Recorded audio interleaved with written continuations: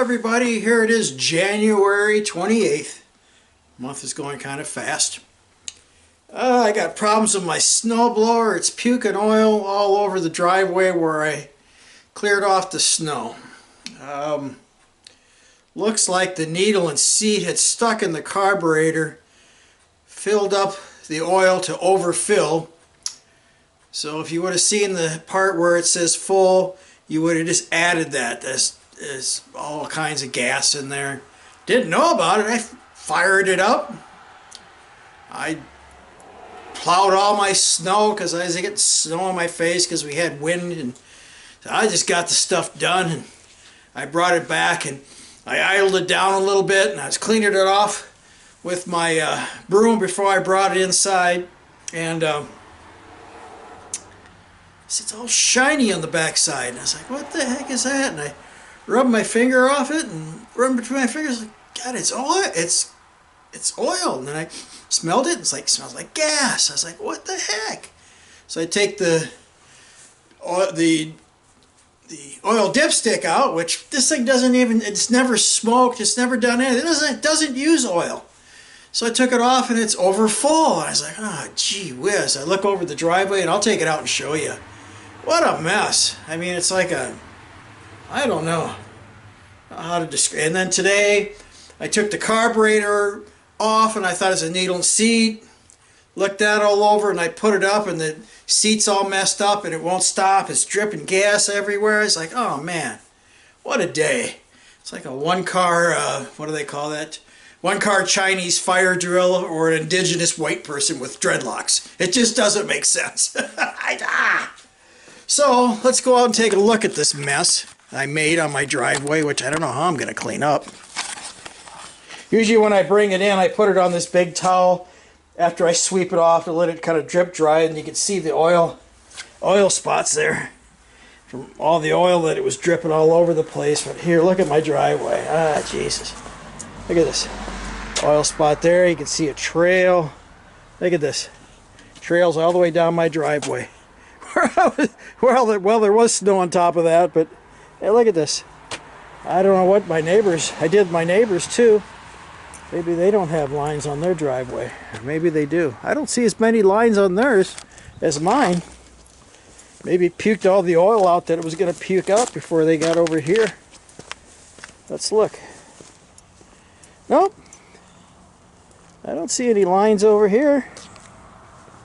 What the hell? Okay. Well, got her done, but gee whiz. What a mess. So I got to order another carburetor. That carburetor on this thing, not even a year old, but it's, you know, some of those, it's Amazon carburetor, and those Chinese ones, it's all you can get nowadays for this stuff. You can pay good money for one, but it's ended up being just a piece of crap like this after a while. So I'll order another carburetor for this one. I cleaned out the fuel tank. This year I put on a new drive belt, and I put on some of these rubber deals here. Some of these are brand new. A little rubber thing there that twists around. What do they call these? Augers, rubber augers. So I was like, ah, man, what the hell? I was happy I didn't have to go into work today, because all we had was I went in the other day, and toilet I put in, one of the tank bolts wasn't tight. I tightened it up. I put a toilet in there a couple days ago. There wasn't anything leaking, and then all of a sudden it started leaking, so I just had to crank it down a little bit. I'll recheck it again tomorrow, but the only thing I had to do today was change out a blind or something somewhere. So I was like, oh hell, I'll stay home and I'll work on this thing. I'm in my mind, I'm thinking, oh yeah, just take the carburetor bowl down and you know, put the vice grips on it so I don't get gas everywhere, and clean out the needle and seat and put it up there, and everything will be fine. Not. I wonder why mechanics are quitting everywhere. They have to put up with this crap. So, order a carburetor, put it all back together, and drain the oil out and drain the gas out. I might put some oil in it and maybe just run it for a little bit, because I've got tons of it here. It isn't that much, and then drain it out again. No sense of leaving the oil thinned out gas in there. I hope I didn't hurt the engine any. It does still pull over okay, but yeah, washed out oil, bad things to bearings, and there's not a lot of big bearing material in lawnmower engines. There is, but not a lot. Okay, well, hopefully this thing holds together, or I'll be push and shovel again. Of course, I got my little electric snowblower around here somewhere. It's got a path about maybe this wide.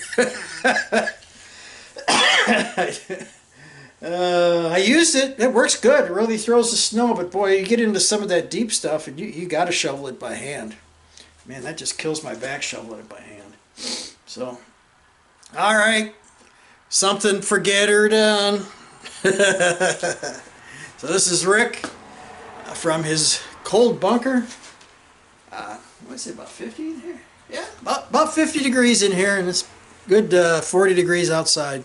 Warm front, but now it's going to start dropping back down, I think, by Friday, and today's Wednesday.